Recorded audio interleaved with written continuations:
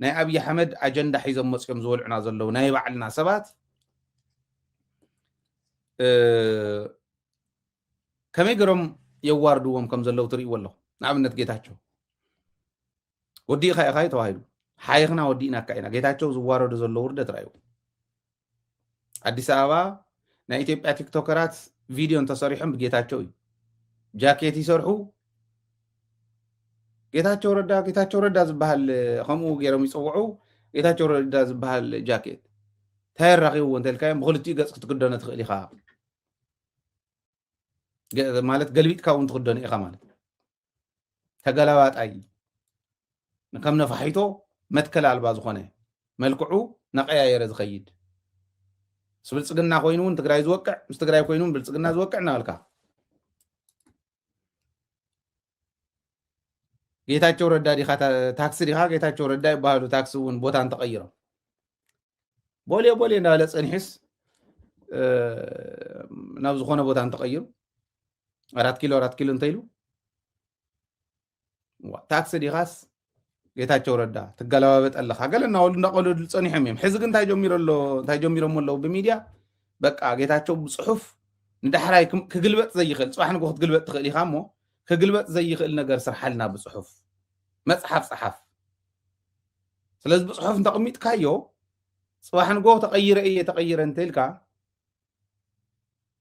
ይኸው ጌታቸው ትማሊ ዝበሎ እኮ እንዳበሉ እንዳመሰኸሩ ንኽቕበሉ ማለት እምነት ስኢኖም ኢሎም ናይ ጌታቸው ዓውዓው ሓይኾም ወዲኦም ጻድቃን እውን ገዝኡ ይሸይጥ ኣሎ ካልኦት እውን ገዝኦም ይሸጡ ኣለዉ ካሃድሙ ገዝኦም ሸይጦም ኣብ ናይ ኢትዮጵያ ኣካውንት ምስ እተውዎ ኢትዮጵያ ክትሕዞም እያ ኣይተሰደሙን ብለኩም ኣለኹ ፍጹም ኣይተሰደሙ ባንዳነት ክንዱኡ ዝኣክል ሕመቕ ምዃኑ ግን ምርኣይ ወሳኒ እዩ ማለት እዩ ሳቶም ጥራሕ ግን ኣይኮኑ ለወርቅ ምን ብላለች ግዛታችን መመለስ የተፈናቀለውን የህዝባችን ህልውና ማስቀጠል የራስን እድል በራስ የመወሰን ሙሉ በሙሉ ማረጋገጥ ብላለች አሁን እነዚህ ሶስቱ ነገሮች ይዘህ ወደ ጽምዶ ብትሄድ በጣም ነው የሚስቁብህ እዛ ያሉት ስብስቦች የትኛው ግዛት ነው የሚልህ በግዛት በኩል ስትመጣ ተፈናቃዩ ህወሓት ነው የሚል ኃይል ታገኛለህ በላዩ ላይ ደግሞ የትግራይን ህልውና ለማስቀጠል የሚለው ነገር ሻዕቢያ የትግራይ ህዝብ ህልውና ማስቀጠል የሚባለው ተቀብሎ ያውቃል እንዴ በታሪኩ አያውቅም ኔቨር ስለዚህ ይሄ ለዚህ ማስረጃ የሚሆነ ደግሞ የ77 ድርቅ መንገድ አጥተው ትግራዮች በኤርትራ በኩል ሲወጡ ዘግቶ እዛው በረሃብ ይለቁ ብሎ የፈረደበት ታሪክም አለ ማንም የሚያውቀው ነው መጽሐፍቶች ላይ ተጽፏል የአረጋዊ በርሄ መጽሐፍም ፒኤችዲ የሰራበት ማንበብ ትችላላችሁ ስለ ቲፒኤልኤፍ አርምድ ስትራግል የጻፈው ማለት ነው ምን ልላችሁ ፈልጌ ነው ይህ ሁሉ እያደረጉ ትግራይ ውስጥ የሁሉ ችግር እየፈጠሩ አሁን ግን ትግራይ ነው እምቢ ያለን እንጂ እኛ እኮ አዲስ አበባ እየጠበቀን ነው ሰው አሁን እዚህ ላይ የሚያሳየው ምንድነው ከተፈናቃይ መመለስ ከምዕራብ ትግራይም ደቡብ ትግራይም በላይ እየፈለጉት ያሉት ወደ አዲስ አበባ መመለስ ነው መች ነው እንደዚህ የተባለው እዚ በጣም ዝገርም ከምዚ ዝበለ ጫፍ ባንዳነት አነ ሪኤ ይፈልጥም ባይዘው አሉላ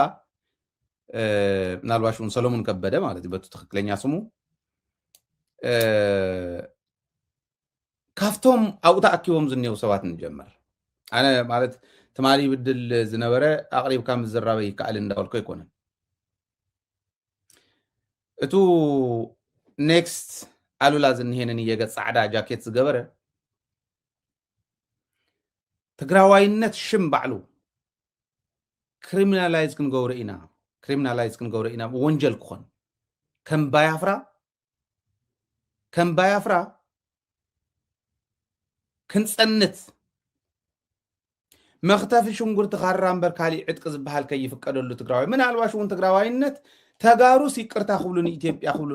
ክብሉ ኣለዎም ትግራዋይነት እውን ወንጀል ክንገብረ ኢና ዝብል ዝነበረ ቆልዓ አዲስ አበባ ዩኒቨርሲቲ ነይሩ መምሪ ነይሩ ይመስለኒ ሕዚ ያው በስደተኛ አሜሪካ ኸይዲ ሙዚየም ኮይኑ እዩ ሕዚ ፈትለ ወርቅ መሬትና ክነምልስ ተፈናቀልትና ክንመልስ መሰል ዓርሰ ውሳነ ብሙሉእነት ክነኽበር እዚ ደደቢት እናፈከረሉ ዝፀንሐ እዩ ብሙሉእነት ምኽባር ማለት መሰል ዓርሰ ውሳነ ብሙሉእነት ምኽባር ማለት ሃገርነትን ናጽነትን እውን ምርግጋጽ ማለት እዩ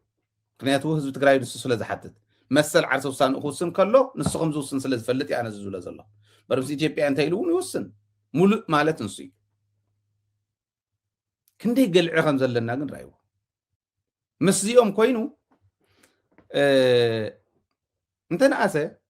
ብሰሜን ኣብ ትግራይስ ብሰሜን ጥይት ከይትኮስ ምግባር ዋላ ንግዚያው እንደትኹን ኣይትጠቅምን እንደንበላ ኣይትዘልቕ ንበላ ንሕና ክትዘልቀልና ኢና እንደሊ ዋላ ንግዚያዊ ትኹን እሞ ናይ ፀላእየ ፀላእ ፈታውየ ኢልካ ዓጢቕካስ ብሰሜን ከይትኮሰካ ጌርካ ገጽካ ኣፈሙስካስ ናብ ሓደ ፀላእ ጥራሕ ምግባር ማለት ብቕዓት እዩ ነይሩ ሽንጥሮ ዘይተሳገር ፍልጠት ሒዞም ህወሓት እንዳበሉ እንዳፈከሩ ኣብ ፀግዒ ህወሓት ተፀጊዖም ፀኒሖም ነዚኦም ከምዚኦም ዝበሉ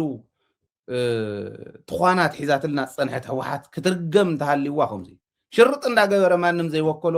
ህወሓተይ ዝብል ዝነበረ ንፈትለ ወርቅ ወይ ንካሊእ ክረግም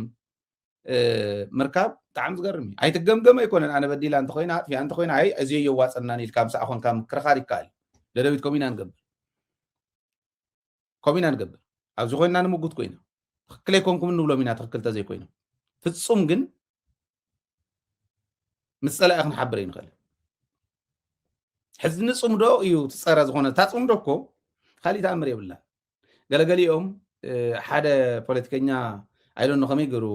ተርጊምዎ ተቃልኮም መሊቕዎ ከምኡ ዝበለ ይፈልጥን ፅምዶ ሰላ ተገበረ ዓሰብ ድሒና ዝብል ዓሰብ ዘይነኸኣስ ፅምዶ ስለ ተገበረ እዩ ዝብል ኣነ ከመይ ገሪኡ መፅሉ እውን ይገርመኒ ብጣዕሚ ማለት ኣይመፀለይ ምስሉ ከምኡ ዝበለ እታ ፅምዶ ንኩልና ማዕረያ ንዕኦም ዓሰብ ድሒናትሎም ክትኮን ትኽእል እያ ንዓና ሓደ 360 ዲግሪ ከይንኽበብ ብሓደ ገፅ ፈጊራትልና ኣላ ብኡ እነስልፎ ሰራዊት የብልና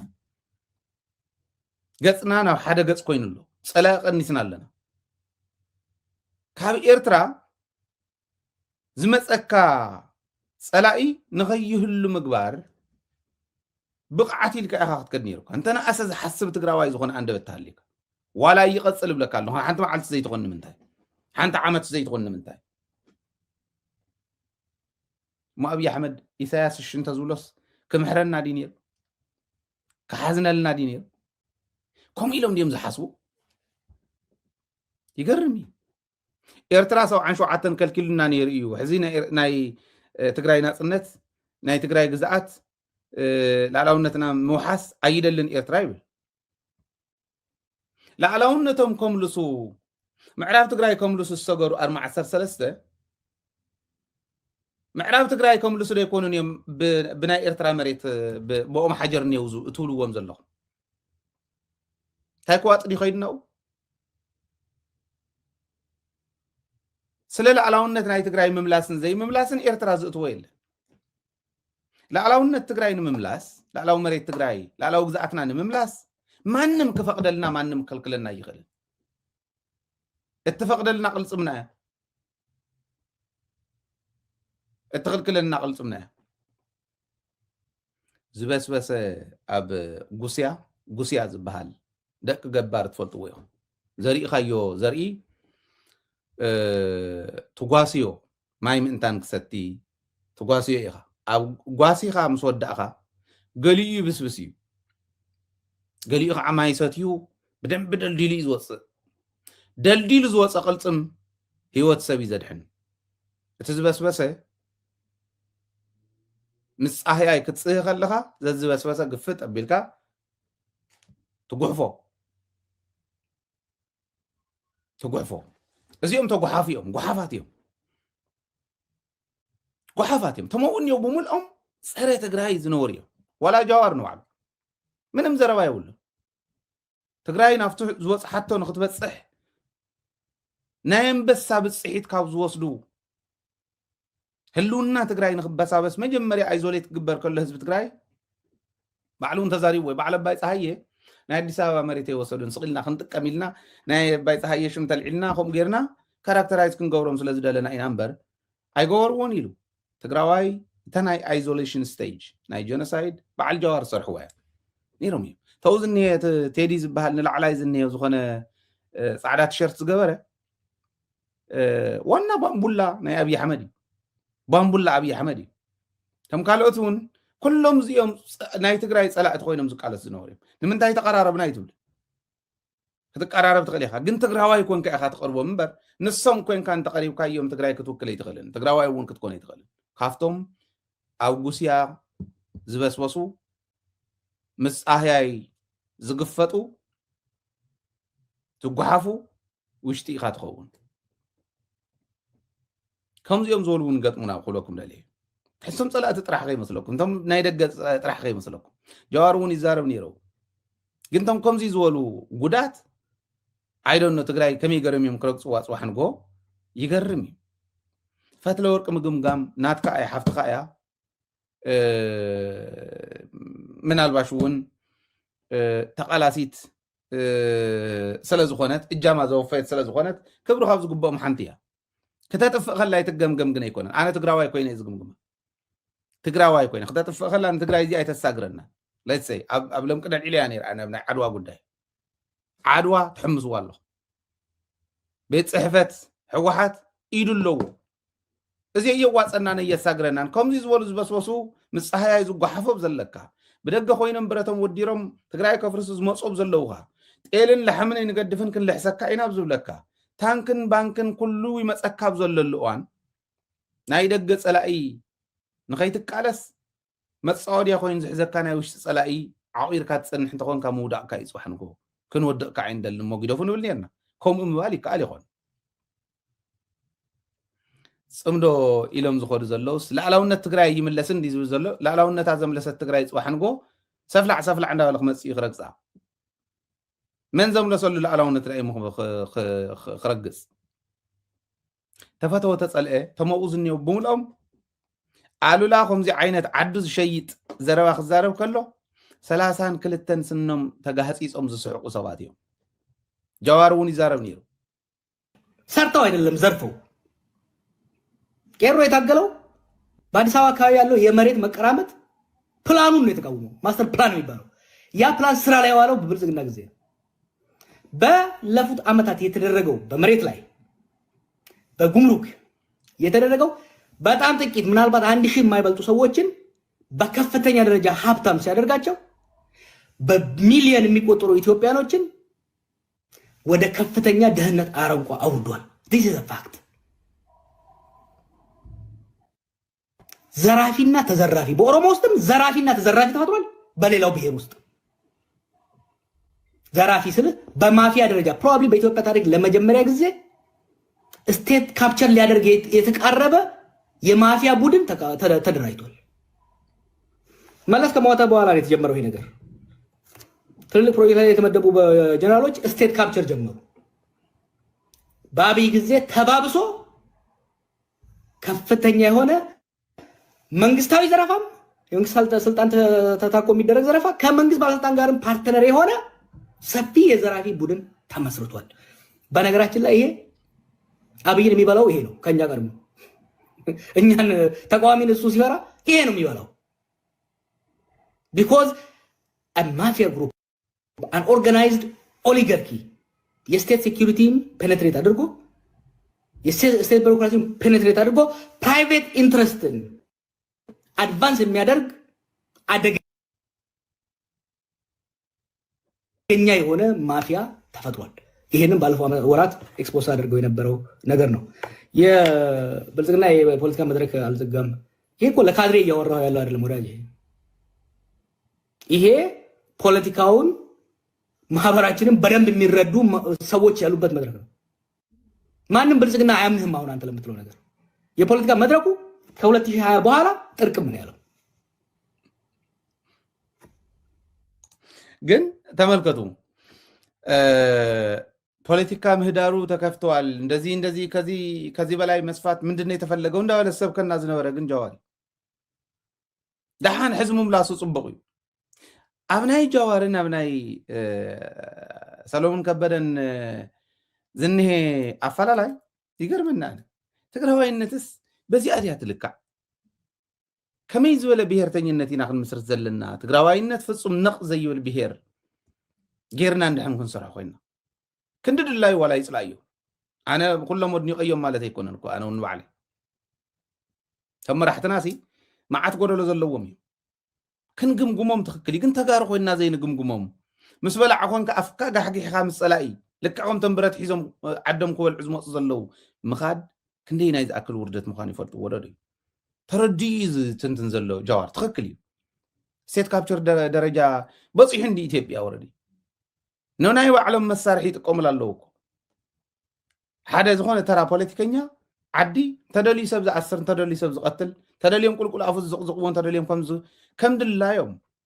بروجكتات مالت ناي هاجر بروجكت كم دلا يمشطو اوديت زي تقبر عدي ستيت كابتشر مالتها مالدي ناو خبص حقي ولا لا بس حقيا ايز بلانا ኦሮሚያ ውስጥ የተደረገው አፈና ወይሌን ወለደ አማራ ክልል ውስጥ ሊጫወት የፈለገው ቁማር ፋኖን ወለደ ከህወሓት ጋር የፖለቲካ ልዩነትን በፖለቲካ መድረክ ከመፍታት ይልቅ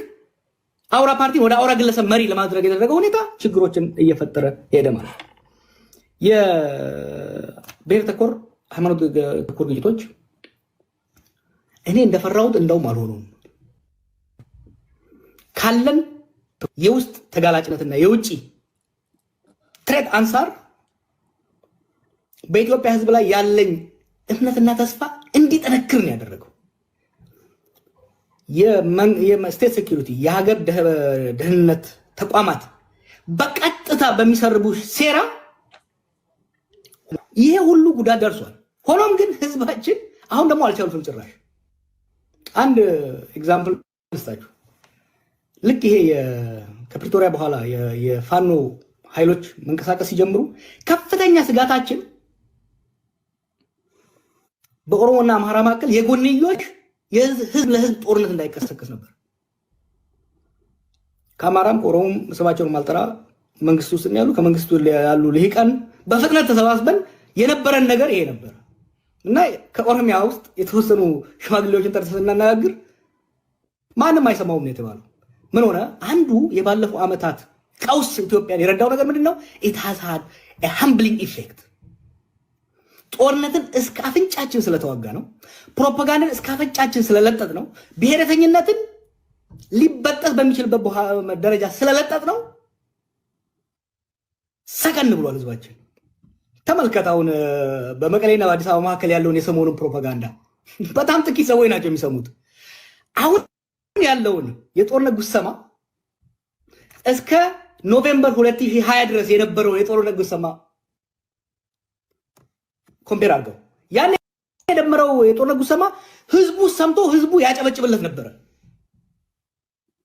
እነየታቸው ከመቀሌ ጦርነት ሲያውጁ ይጨበጨበ ነበር ትግራይ ውስጥ እና አብይ ከዚህ ጦርነት ሲያውጁ ሲቀሰቅሱ ህዝብ ያጨበጭብላቸው ነበር ዛሬ አጨብጫቢ የለም የጦርነት አጨብጫቢ የጦርነት ፋቲግ ተፈጥሯል ኢትዮጵያ ውስጥ ጉድ ቲንግ ነው እኛም መገንባት ያለብን በዚህ ላይ ቢልድ ያደረግን መሄድ ያለብን ማድረግ ያለብን ምንድነው ይሄ ህዝባችን ውስጥ የገባው ምክንያቱም ህዝብ የጦርነትን ሮማንቲሳይዝ የማድረግ የበለው ጣለው ዘመቻ ምን ያህል ችግር ውስጥ ሞት በየቤቱ ገባ ድሮ ጦርነት በኤርትራ በረሃ ጥሩ ወደዚህ መምጣታቸው አሪፍ ነው ከትግራይ የታወጀ ጦርነት አልነበረም ካብ ትግራይ ዋላ ሓንቲ ጦርነት የታወጀትን ማንም አይአወጀን ማዕረኽ ገብሩ ባላንስ ገብሩ ዝኸድዎ ባላንስ ክትገብሩ ኢኹም ትኸድዎ ዘለኹም ተዘይተዋሂሎም ኣነ ከምጉቶም ወደለኹ ኣድራሹ ስደለይ ወይ ምፁለይ እንዶ ወይ ቅርቡን ናብ ዝኾነ ምስ እዚ ሕዚ እንዶም እንድሕር ክሰርሕ ኮይኑ ኣብይ ኣሕመድ ኣፍታ ናይ ምክክር ኮሚሽን ሒዞም ኣትዮም ዘለዉ ትማሊ ዝነበረ ትማሊ ገሊፅናዮ ነርና ዓንተ ወይ እውን ኣቕሪብናዮ ኢና ንወይኑ እቲኦም ጎጃምና ህና ኢሎም ኣብ ምክክር ኮሚሽን ዱላ ዝተረፎ ክርክር ይግበር ዘሎ ዱላ ዝተረፎ ጎጃምና ህና ይብል ኦሮሞ እቲኦም ከዓ ወለጋና ህና ይብሉ ቤንሻንጉል ማእኸል እኒ ከመይ ገይሮም ይኸድዎ ከም ዘለዉ ራእዩ ኣብ መንጎ ኦሮሞን ኣምሓራን ክፍጠር ዝኽእል ድሕሪ ዝምክክር ኮሚሽን እዚ ምስ ተወድአ እንታይ በለ ሃይለ በሉ ናብ ሓደጋ እዩ ዝኸድ ዘሎ ፋቲግ ተፈጢሩ እዩ ትክክል እዩ ሰልችዎ እዩ ጦርነት ሰልችዎት ህዝቢ ክንደይ ሰብ ተወዲዩ ግን ጃዋር ዘይፈለጦ እንታይ መሲልኩ እስከ ሕዚ ፖለቲካ ናይ ጃዋር أبصليت ويانا تمسرته ويانا بديل يوزبل ويانا نايت بدل لعلوايت حتى تغيرو يزغيد كل غزي أوروميا عندي نيران جوار ندوم ينورن أوروميا أنا نيري أوروميا كاب تمرتي جميرة زغلغل كله غزياتي بملو سكع 2018 بفرنجي أبا نيري تا أوروميا يفلتاي أين بران نسو مالتي تهزبي بقدمون تطرنا الدلي وين بران حزق عب في الله كاب حيد جزا سبس لز خفله كسل شو نوري كم تزولو زلو عينة دليت مالت نكل وري رومنا زولك عينة بران تجارو ورر تجيرو ليابو جيرو نايت تحت النت لعل جيرو أو أوروميا وكالي وانت جار حتى تقابين نبرة تجراوا أو أوروميا زحمس زنور أوروميا أب تجراي انت نيرا تحميس يا تاب تجراي حوحاتنا حتى ويانا زبال تحتات بإثيوبيا يلا أين برا مع عرز واص ولا نيرا مع عرز حتى طلع قاعد خون كاوزين تزي وصيوم ويانا دالكا ناخدكا زوم صلوت يقولون كل وقت أي خلهم مصرو أزيو تيك توك كيدهم من تلو نتمن سي سبويل نمقبار زقور وزلو إذا أتوم بدن بتنقع خنري أمل للناس والأمنات يزلني بزغنا خوينو أزيو بزغنا حال خوينا نفتن كالو أتنت بتاعت نخير مو دحريو نزي أنا بينا جن البرنامج زي أنت رخي بيو نعو نوعلو تزاي رخي بيو جن تنسرح نسرح حتى مولن بدن بنوينن كن ريئني نازل الأمنات لني اتخالي من أربعين لما عنتي ممكن زكاتتنا يو ناي مرس أنا يتناي شربا مرس كفلي تيتخفل لنا نيلهم 4% تخفي لنا 6% تخفلي تجنزي تخفل لنا سكحزي نكرات لنا يقولوا له تم ما فتسمت زنور ناي شو عيها جراو مرس أتوهاي الزنورة ناي كل اللي فتسمت زنور يوم تدقى جامي استوها وقصرتات عيت فتسمون اسكاب كاب حملة 10 تخفي صمي توهاي الزنورة سكع حزي أي تفتصمن بتأمن النت الأخونا فتسمنا هنا يقول نتناي شربا مرسا أوردنا عقم عملنا خيدنا إنا نجنزبيلنا نمبالي أمحرا كسب سنة مودعتا نايكالي إقعاء أو حملة خوها بتوهاي الزنورة أي توها بنن 54 معلتي زنورة ناب 3 شعتن جيرمو 100 زنورة ناي كل ناي مرسا خلل ما يوم ناي طابيع يوم مرسا طابيع ناي مرسا طابيع 54 معلتي ناب 3 تعبل مالتي ناي مرسا خلل زبهال كعا كاب 100 معلت ناب 7 أوريدهم لنا 4% ولا يهود أمبر تسترفه 6% جن نخلنا أي توهبنا زول كريت تقريبا ملو أويات النية نسون نخافت سمولهم ليقومهم عبي بروميس آتيهم لهم حزقن جنزبي بلنان زي إننا نوكم بلنان تيلكم ودحنكم يلهم ممال تبقى تعقر قرب كلي علم زقر موسان إيران إلى قميت يزول خعا مس أمريكا ملخ من لوات نقبر لنا عينا يقولوا نقرقن وانا تخرتنا دردر يكونن كساب حزي ندردر ويكعن ذاته زوقعو يلون مس أمريكا واشنطن ناي دبلوماس من قدا نادا خمتو يازلا لعلاونتنا مخباري تقدم يا صراحتنا دردر يكونن لعلاونتنا خنا خبر زي مالت لعلاونت خنبل كلنا لعلاو جزاتنا كنا خبر أمريكا تدبدو جزات كي يهلو مالتي حلوة حزبنا ممكن الرجاجز يوتو وانا تخرتنا نمبر أمريكا بتخرج زلا خيدنا زي نقبرينا الناس دردر معقل جرنا توجه من دون الدرادرين بالنزلنا هتبل إيران أمريكا نتبها العدي عباي عدي مكيتا بديهاس أدانهم كي توصحون إحنا على أولنا خنا خبرينا بلمنا يكونن بدبلوماسي بزعم بهال نجار يلن أنت موتي صبغ تزي موتي جن عين قدادنينا عين شلنا قلنينا يلوم يقولوا له أمريكا خا إيران تقعتها كسبت أو زبلت نحنا وانت أو كنبلينا إيران تقعت أو تبلا في تغابي نحنا وانت أو كنبلينا أنا مبال مسيح إذا كلهم صاروا منا خن سيل كن أتوقع منا زول زنوال كل جهرة أدا بالحزمه نداري يورد الله بزي مخنيات نجر جن تقصي تقويسهم بهالكلق عزلق إلي حدر مالتيو نابنت ناي دف نداري ب5% كنيسونا ب9 حدن نتوي 9 شوعة دولار كوين لو برميل ناي أمريكا دولتي أيز بحال 54 نتوي 9 شوعة دولار كوين لو نزح حلفو كلتا سومنات نداوص ازنبره اندحر تطو بيلم ستطو كنبلينا سزولو اوريدي امريكا تزحلو سلازلا ايو بقى ناي اكزيت استراتيجي يمثل ناو تقد سلازلا እንዳወረደ ቀኒሎ ወዝብል መረዳታ አይን ሐዝና ዘለና ነገር ግን ትራምፕ ጦርነት ተጣው ዘበልናዮ ነዲፕሎማሲ ቦታ ንመሃብዩ ስለዚህ ብዲፕሎማሲስ ክመፁ ክእሉ ኣለዎም ኢራናውያን ይዝብል ዝኾነ ኮይኑ ኢራን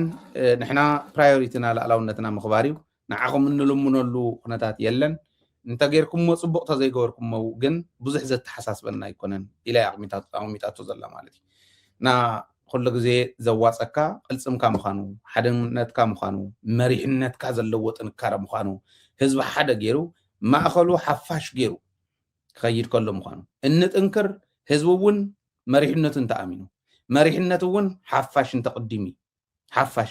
ህዝቢ እንተቕድሚ ንህዝቢ ዝረብሖ በበየናይ መንገዲ እንተኸይደ ኢሉ እንተኣሚን እዩ ምሁራን ሒዙ ናይ ምሁራን ስራሕ ክሰርሑ እንተገይሩ ገባር ደጊፉ ናይ ገባር ስራሕ ውፅኢታዊ ክኸውን እንተገይሩ